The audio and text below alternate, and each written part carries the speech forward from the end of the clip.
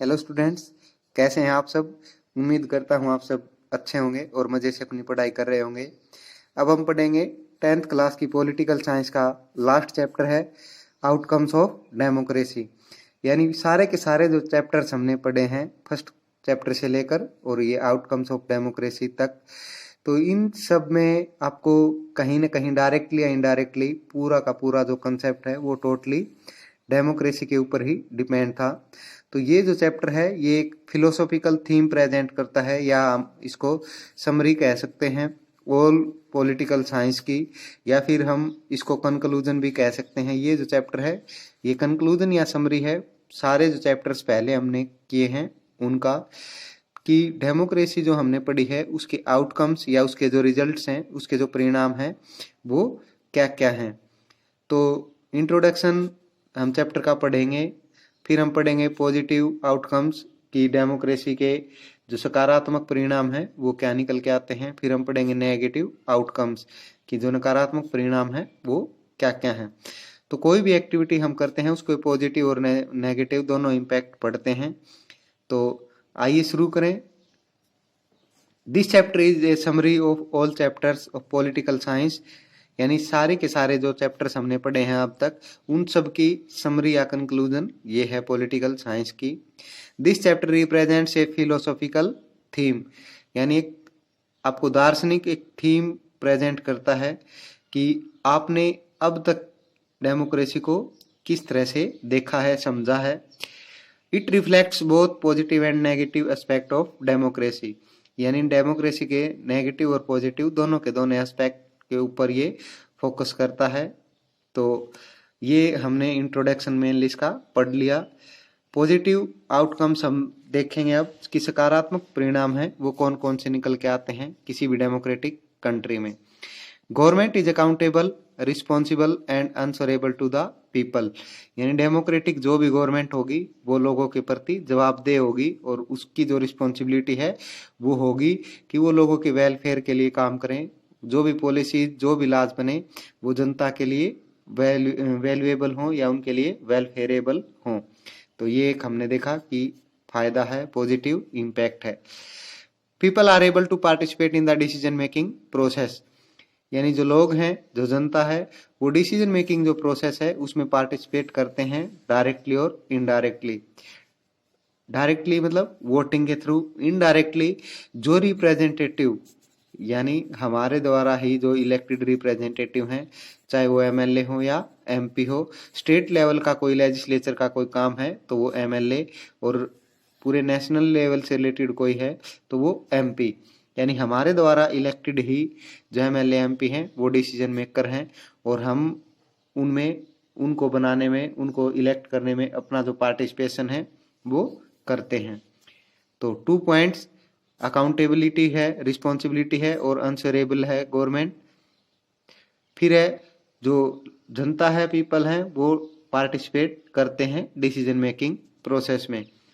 फिर है every rule and policy of government is transparent, यानी जो भी पॉलिसी है गवर्नमेंट की, जो भी रूल है वो ट्रांसपेरेंट है या उसमें ट्रांसपेरेंसी है।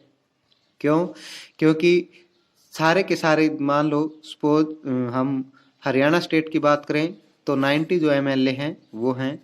ये ज़रूरी नहीं कि ये 90 के 90 किसी एक पार्टी से हों, ये 90 के 90 2 पार्टीज से हों, ये मोर देन 3 या मोर देन 4 पार्टीज के हो सकते हैं।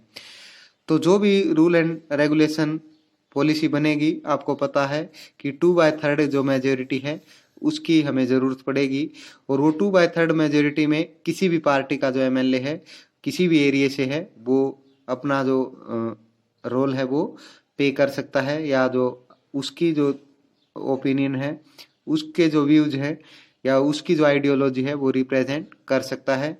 और वो जो रूल एंड रेगुलेशन बनेगा वो पूरी जनता के सामने आएगा, आपको पता लगेगा कि अब ये एक नई पॉलिसी या एक नया रूल बना है तो उसमें क्या होगी, ट्रांसपेरेंसी होगी। वो सारी की सारे जो पॉलिटिकल पार्टीज हैं उनका एक तरह से मतलब एग्रीमेंट ही हो सकता है। फिर हम बात करें political and social justice for every person of a country, यानी पॉलिटिकल जो जस्टिस है कि कोई भी पर्सन कंट्री के या स्टेट के किसी भी पार्ट में, किसी भी एरिया से वो एमएलए, एमपी या ब्लॉक समिति का मेंबर, जिला पार्षद, सरपंच या आपके वार्ड का जो मेंबर है वो इलेक्शन में खड़ा हो सकता है और जीत सकता है। पॉलिसी मेकिंग प्रोसेस में अपने जो आइडियोलॉजी है, अपनी जो रोल है उसको पे कर सकता है। सोशल जस्टिस में हर एक सोसाइटी को डेमोक्रेसी में इक्वल ट्रीट किया जाता है, चाहे वो कोई कास्ट हो, डिफरेंट, चाहे वो कोई रिलीजन हो, चाहे वो डिफरेंट कल्चर्स हो, सब का जो है सबको इक्वली ट्रीट किया जाता है, सबके वेलफेयर के लिए काम किया जाता है और सबको इक्वल राइट्स और ड्यूटीज मिलती हैं। तो पॉलिटिकल और सोशल जस्टिस मिलता है सभी को एक कंट्री या स्टेट में। तो ये सारे जो पॉजिटिव इम्पैक्ट हैं डेमोक्रेसी के वो हम पढ़ रहे हैं। फिर पीपल या voters are the main pillars of democracy, यानी वही मेन पिलर्स हैं डेमोक्रेसी के जो अपने रिप्रेजेंटेटिव को या जो गवर्नमेंट है उसको इलेक्ट करते हैं, उसको गवर्नमेंट फॉर्म करने में अपनी जो रिस्पॉन्सिबिलिटी है वो पे करते हैं। फिर all decisions are taken by majority in the parliament legislature, यानी स्टेट लेवल पे लेजिस्लेचर होता है, सेंट्रल लेवल पे पार्लियामेंट।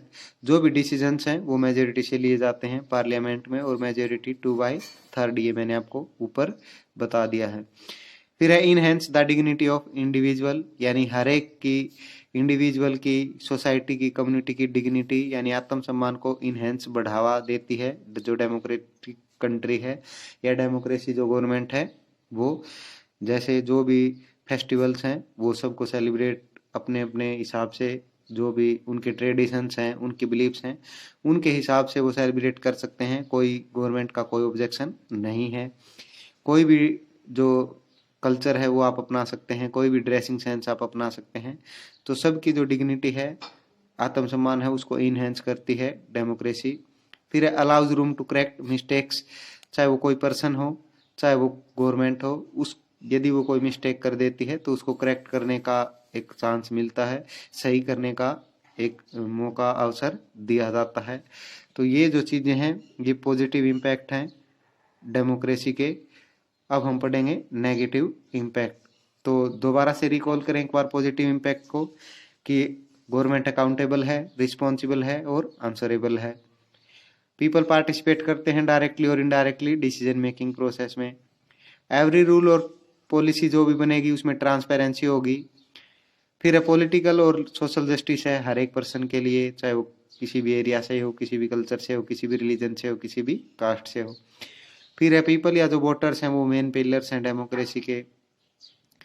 फिर है all decisions are taken in majority, चाहे वो पार्लियामेंट हो या वो लेजिस्लेचर हो, 2/3 मेजोरिटी है तभी वो कोई रूल लॉ बन पाएगा, वरना नहीं।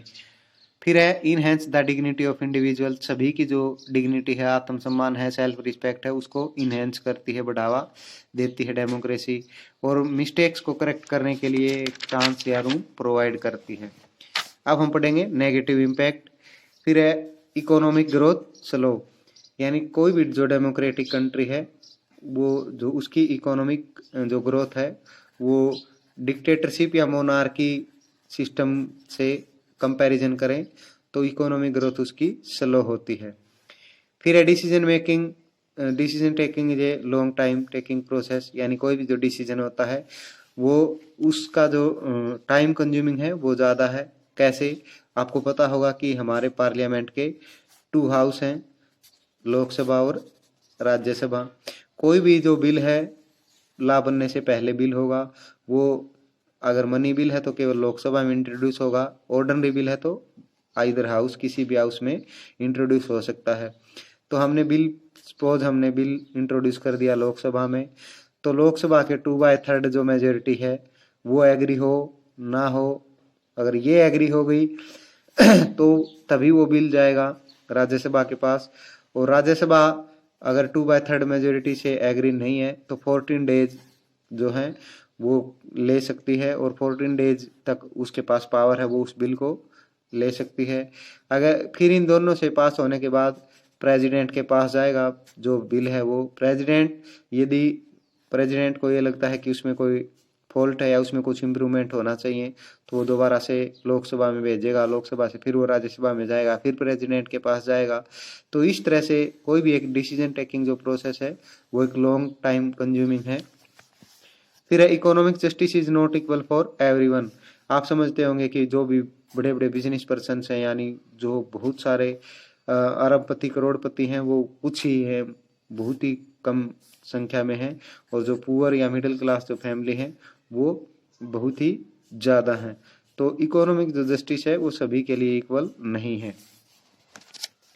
फिर है corruption and illegal work done by elected representatives, या जो गवर्नमेंट है वो जो भी करप्शन के काम मतलब करप्शन की जो एक्टिविटीज़ हैं, करप्शन रिलेटेड या इलीगल जो भी वर्क्स हैं, आपको पता होगा, आप देखते होंगे रोज न्यूज़पेपर्स में, टेलीविज़न में न्यूज़ देखते होंगे कि गवर्नमेंट ने अब ये घोटाला कर दिया, या उस एमएलए या उस एमपी के ऊपर ये अब ये ब्लेम लग गया, उसने उस काम में इतने करोड़ रुपए का घोटाला कर दिया। तो वो हमारे इलेक्टेड जो रिप्रेजेंटेटिव हैं वो ही इलीगल वर्क और करप्शन करते हैं। तो ये एक नेगेटिव इम्पैक्ट। फिर opposition party never agree with any decision. आपको पता होगा कि डेमोक्रेसी में एक रूलिंग पार्टी और अपोजिशन पार्टी होती है। तो रूलिंग पार्टी कोई भी, मान लो चाहे वो अच्छा ही रूल है या लॉ है, उसको इम्प्लीमेंट करने की कोशिश करती हो, लेकिन अपोजिशन पार्टी उससे कभी एग्री नहीं होती। और जो सेशन है पार्लियामेंट में, जब सेशन चल रहा होता है तो कई बार तो कई दिनों के लिए भी स्थगित कर दिया जाता है। तो इस तरह से जो रूलिंग पार्टी है वो यदि अच्छा काम करना चाहे तो भी जो अपोजिशन पार्टी है वो उनके काम में इंटरप्ट या बाधा डालती रहती है। तो ये नेगेटिव इम्पैक्ट हैं डेमोक्रेसी के। तो ये सारे आपको पहले से ही पता थे, लेकिन इस चैप्टर में सिर्फ यही है, ये थीम रिफ्लेक्ट करता है। तो उम्मीद करता हूँ ये चैप्टर आपको अच्छे से समझ में आया होगा। एक या दो बार रीडिंग जरूर करें चैप्टर की, हो सकता है कोई न कोई नई इन्फॉर्मेशन, कोई न कोई नई टर्म, कोई न कोई नया मीनिंग आपको उसमें समझने को, पढ़ने को मिले। और अगर आपको ये लगता है कि ये वीडियो आपके लिए या किसी आपके फ्रेंड के लिए, किसी आपके रिलेटिव के लिए ये यूजेबल हो सकती है, इससे उसको फ़ायदा हो सकता है, तो ज़्यादा से ज़्यादा इस वीडियो को शेयर करें। और आपका अपना जो चैनल कॉन्सेप्ट रिवोल्ट है उसको लाइक करें, सब्सक्राइब करें और शेयर करें। Thank you.